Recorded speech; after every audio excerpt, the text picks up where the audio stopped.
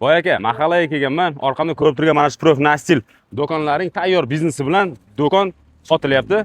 Bu do'konimiz noturar bino hisoblanadi. Buni ikkita kadastr hujjati bor. 48 kvadratdan ikkita kadastri bor. 96 kvadrat umumiy maydoni bo'lyapti. Shunda bu oldin tayyor biznes ishlab turgan. Mana shu yerda hozir ko'rib turgan joylarning ichida abor dunyosining egasi aytyapti, alohida 15 ming dollar sanasa deyapti. Ichidagi mana shu profnastil chiqarish uchun apparaturalarni, temir tersaklar hammasini deyapti, tashlab ketaman deyapti.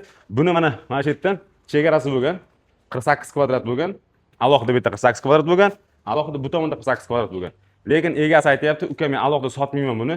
Shu ikkita kadastrda bitta qilgan holda 96 kvadrat sotaman faqat. Narxini deyapti, uka arzimagan pulga qo'yibman deyapti. 30 ming dollarga deyapti, shuni sanasa berib yuboraman deyapti.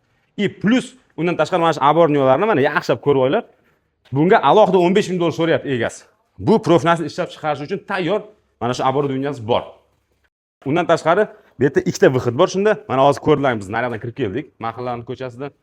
Bu tomon Sayxun bozorining ichki tomoni. Mana shu temir tersak, mana bu temir tersak, keyin mana shu yergacha. Mana bu temir tersaklar, mana shu abor dunyolar ham, mana shu abor dunyolar ham, короче, boyagi alohida 15 ming dollar ichiga kirib ketadi bu.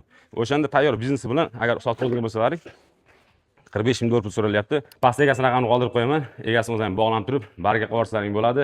Men o'ylayman 45 ming dollarga Sayxun bozorida 96 kvadrat metrli joy tayyor biznesi bilan juda ham yaxshi narx deb o'ylayman.